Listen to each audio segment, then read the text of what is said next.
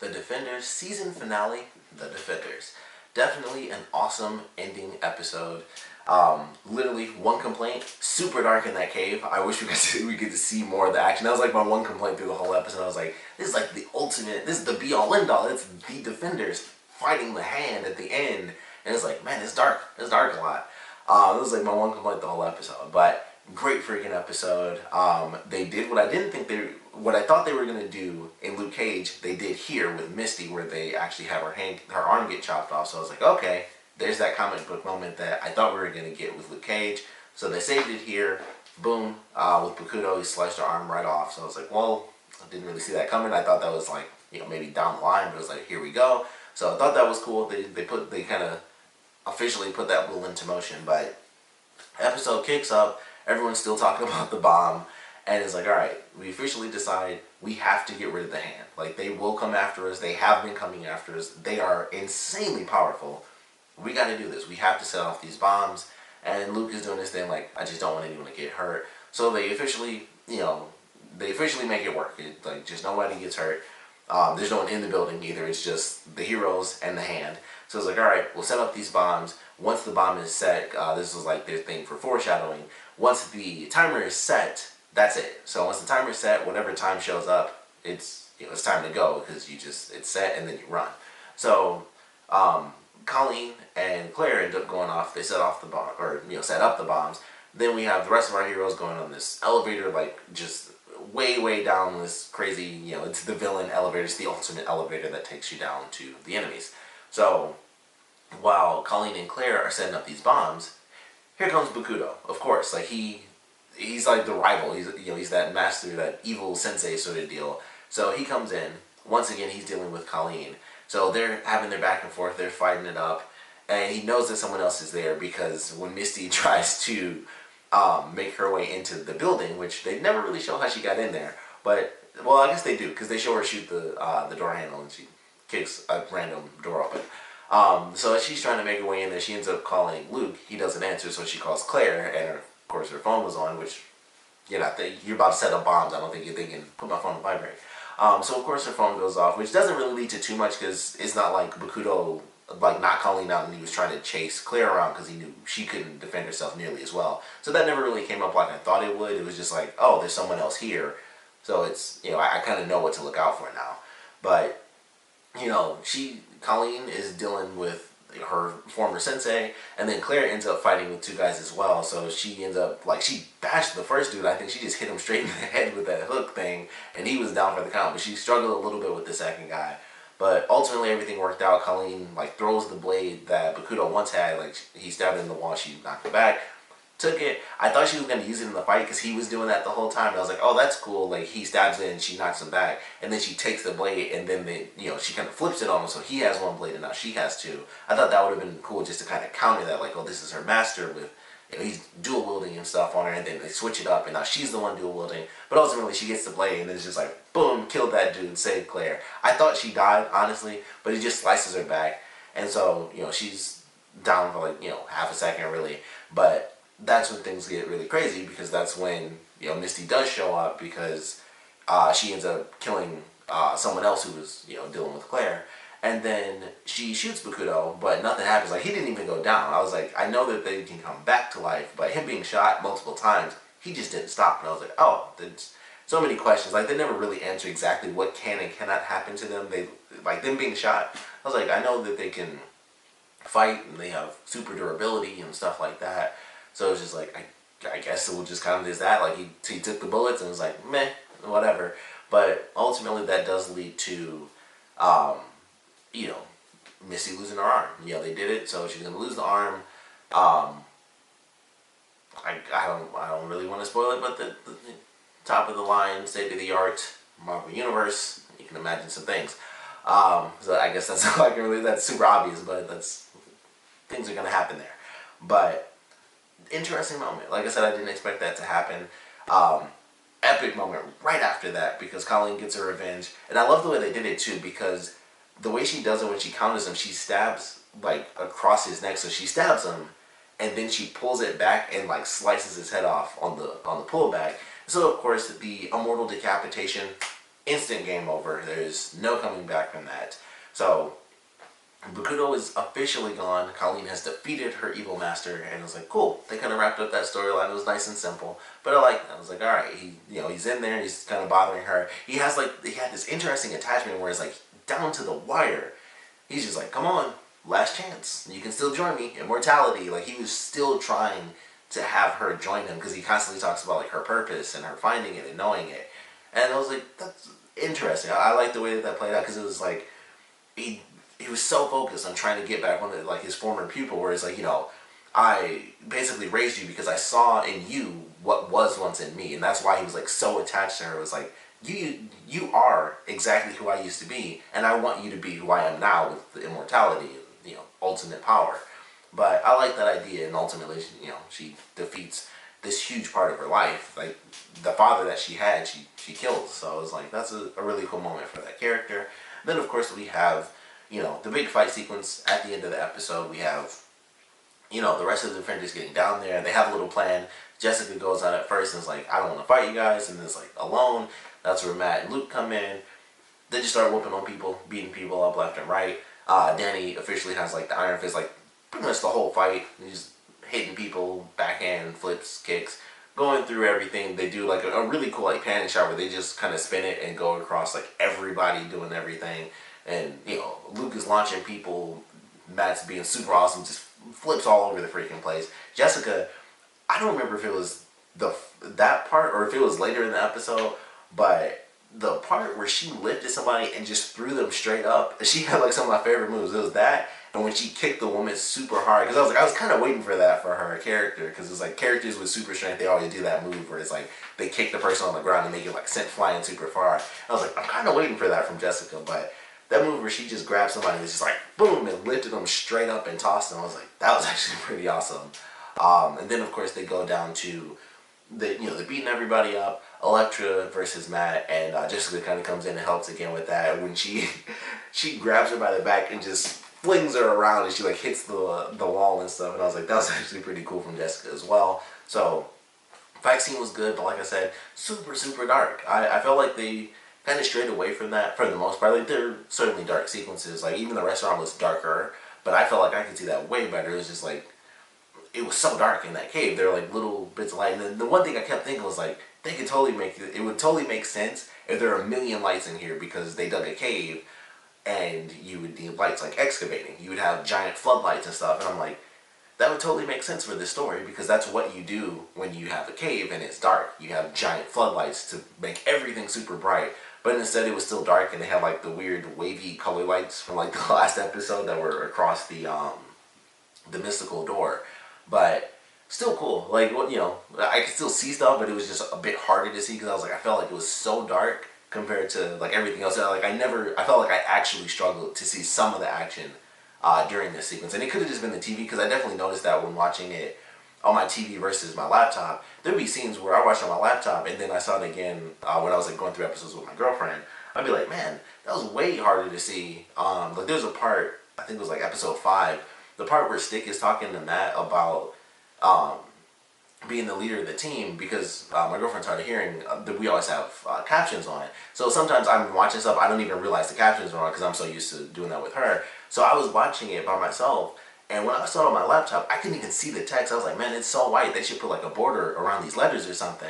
And then when I watched it on the TV, I was like, oh, they do have borders on the letters. I couldn't see that at all, on my laptop. So it was clearly much darker on when I was watching it on TV compared to on my laptop. So I might watch it again on my laptop just because it was so much brighter. But that was definitely something to notice. I was like, it was really hard for me to see this. And then that's what I thought about too, because I was like, yeah, that other scene, I couldn't even see the letters, the text of the letters, because it was so bright on my laptop. It was like the white background behind Stick. I couldn't even see the text on the letters. But on the TV, I was like, oh, that's perfect. I could read that super easy. And then I couldn't see it because my laptop was much brighter. So I might actually rewatch the sequence, the whole fight, on my laptop just so I can see it better. But definitely on my TV, it was a bit dark. Like, I just couldn't see some of the action. I was like, oh man, that's so insanely dark. So maybe that was just the TV more than the actual episode itself. But it was definitely dark when I was watching it, so I'll definitely rewatch it. But still cool. Like I said, I still saw a lot, and it was still definitely awesome. But we get to the ending. Of course, with Bakuto being killed, he lands on the bomb. So they have like 9 minutes left. We go through the whole fight sequence. Matt, of course, knows like, oh crap, it's time to go. So once he hears that, they kind of ending the fight out. Last couple of people, you guys take off. It's time to leave. And he tells, he whispers, but of course we find out later that he told Danny to protect the city, and he knew that he wasn't going to escape. He knew that that was the case, and it was like, he had to stay there because if he got on the elevator, he knew that, Elektra would just stop it. And she still does, but ultimately, they end up escaping. But it was like he knew that he would have to stay with her, otherwise she would just try to track them down, or, just stop the elevator and then they're all stuck there dead. So he's like, you guys go ahead, I'll catch up, no big deal. They get on the elevator, and I love the fact that they're on this slow-moving elevator, and then you see all the people that they were fighting, like a bunch of people are like, okay, time to go, and they start climbing up the bars to try to get onto the elevator. So we still have Jessica, Luke, and Danny fighting on this elevator, and they're like knocking people off left and right, and then Murakami is on there as well, and I believe it was Luke, and he knocked him off, and he actually fell. This is after they've been going up for a minute. He knocks him off, and he falls all the way down, and we see that he actually ends up being impaled. So they're doing that. Matt is doing everything he can to get to Elektra, and she is still, herself, for the most part, and it just doesn't work. And she's like, this is really me. Like, ultimately, I'm just kind of a dark person. Like, I chose to take over the hand. I chose to continue what Alexandra was doing, and it's like, I want immortality, and I also want you to kind of have it with me. And so they're fighting, and they have a pretty cool fight because they just fight until they're tired. It was like that was the type of fight they had. Like, they just keep going and keep going until they're tired. Ultimately, the rest of the heroes end up escaping.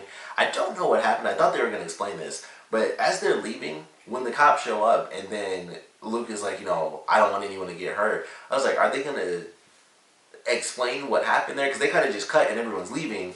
Because I was like, okay, so is he going to try to beat everybody up? Because of course they'll just pull, they'll just shoot everybody else around him. He can't stretch his arms like he's not Mr. Fantastic. So I was like, what did he do there? It just made me curious because they were like freeze and stuff. So maybe he just explained like, there are bombs, we gotta go, or something like that. And plus Misty was there, who was a cop. So they don't explain it, but I was just like, with him saying that specific line, I was like, oh, I thought they were gonna say like he did this specific thing to convince the cops, to let them just leave because it was about to collapse. So I was just curious, like the way they kind of ended there. I was like, I'm not gonna let anybody get hurt, or not like this. And then it just cut, and they, they're all leaving. I was like, oh, I thought they were gonna explain that, but they don't. So we have, the bombs go off, and then we have, Daredevil and Elektra. They have like their final kiss, and the smoke comes down and everything. Madame Gao is with Murakami, and he's like, what is this? And she says, it's the end. And I gotta be honest, Matt lives. I think we know Elektra lives, so I'm really hoping that Madame Gao lives too. Don't care about Murakami. I think I mentioned this before. I don't care about any of the other villain characters except for Madame Gao, because I like Madame Gao. She's been there since the first show. She was in Daredevil season 1, and way back then is when they revealed like that weird force push thing that she's got. And now we're finally getting some explanation on that, and I'm like, they can't possibly have killed Madame Gao. If Matt can live, we know Elektra's gonna live, Madame Gao better be alive too. That's all I know, because I really love Madame Gao as a villain. I think she's super cool, and now that she's like the final, hopefully, the final finger left of the hand, we get to see her like officially do whatever she wants. Like, she's it for the hand if she's left, still left alive. So I'm hoping that's the case, but ultimately we'll just have to wait and see. But they have a really great moment where, everything's all said and done, everyone believes, Matt is dead. And they have a great scene when they all go back to the police station. I love that scene. It was super sad, and I was like, this is a quick little moment, but it was so sad because it's like, everyone's coming back. I think Jessica was the first one through, and so she hugs Trish and Malcolm, and then Luke and Claire come through, and then that's when Danny and Colleen come through, and everyone's beat up and bloodied and stuff. And so you have Karen and Foggy, just standing there, and they're just waiting, and they have the super sad music playing, and they like zoom in on this empty space with the the open door, and Matt never walks in. I thought that was a great scene, and just like a great way to do like that really sad moment. The music, play up on your emotions and everything, but It was done very, very well. I love that sequence. And I was like, okay, I knew he wasn't dead. Well, it was just like, I know that it's Daredevil. You just can't kill him. So I was like, I know he's alive. I'm curious how this will play out. But they go through, they have everyone, kind of talking with each other. They have the moment, with Karen and Foggy where they're at the church and they talk about, everything that happened. Then they have Colleen going to Misty, talking about, state of the art hospital and stuff like that. Colleen going to Danny, and Danny deciding that, kind of how he kind of honored the way that Matt felt about New York City, because it's like, I was meant to be this person who protected this city, and Matt was to New York what I should have been to Kunlun. So he decides to honor him as kind of the new protector of New York, which was kind of cool. Like, they have him doing the pose and his hand glows, so we see that it's him. I was like, that's actually cool. That's a cool way to kind of do that for his character, where he kind of honors Matt, in that regard. And I just thought that was cool. I was like, that was definitely a nice moment for him. They referenced the first episode where he mentions that, or Colleen mentioned, like, she wants New York to be home, and he mentions in this episode, New York, is starting to feel like home to him. So I was like, all right, that's cool. Call back to the first episode. And then they had, of course, Jessica and Luke talking. They had to throw it in there. I was wondering if they would. So they're at the bar, they talk, and everything's like, stay in touch. And of course, they have her say, yeah, maybe we'll go out for coffee sometime. And he kind of pauses and looks at her. And then he leaves. And I was like, sneaky, sneaky. That was a nice way to do that. So I really like that. For anyone who doesn't know this at this point, in the comic books, Jessica Jones is with Luke Cage. So for everything that's happening currently with Luke and Claire, I don't know how in the world that's going to play out and just where they're going to do that. But Luke Cage and Jessica Jones are supposed to be together. They even have a kid in the comic book. So I don't know how that's going to play out for these shows. I'm sure we have a couple more seasons of the individual shows before that even ends up happening. I don't know. I think I mentioned this before in Luke Cage. I don't know how this is going to play out, if they'll kill Claire off at some point way in the future, or what that's supposed to mean. But it's supposed to be Luke Cage and Jessica Jones. I'm just hoping, of course, that they just break up and it's not like Claire died. So that's my hope for it. But that was definitely why they put that in there. It wasn't just the fact that it's like, especially if you watch Luke Cage, every time they talk about coffee, it's people going to have sex. But it was like that actual reference of these two characters are together in the comics, so they have to put that coffee reference in there. It was like, that was cool. It was a nice little way to do that. But great little kind of epilogue things for all the characters and what they're going to be doing next. And then, of course, we have the kind of the pseudo-epic reveal, because, of course, we knew it was going to happen. But we have Matt Murdock. And, of course, the crazy thing about it was, of all the places that they end, it is him in a church, which I was like, that fits so well for his character. But somehow, someone found him, and he's just in a church, and he seems fine. It's not like he woke up, or the location that they show is this crazy location or anything. It was like a nun was sitting next to him, and he moved, and then she's like, I feel like she said the name Maggie. And that might mean something, that might be a reference, I might have to look that up. But it was like, tell her that, he's moving, tell her that he woke up. So I was like, alright, we don't know where he's at, but he's surrounded by nuns, which you always assume is a good thing, but you never know what's going to happen next. But it was a cool way to end it. I was like, okay, so he's alive. They found him, bandaged and bruised. But if he made it, he was literally this, making out with Elektra. She's got to be right next to him. They just start, next season, and they just pan over. Boom, there's Elektra. So we'll see what happens with that. But it was like, alright, Matt is alive.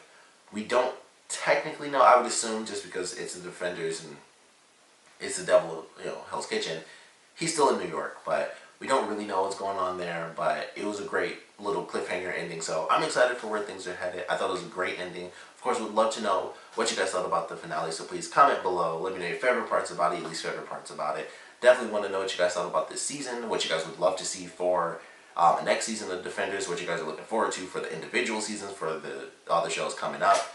And just everything you guys are thinking now and where they might be headed with the Defender characters, either together or individually. So please put your comments down in the comment section below. And of course, thanks for watching.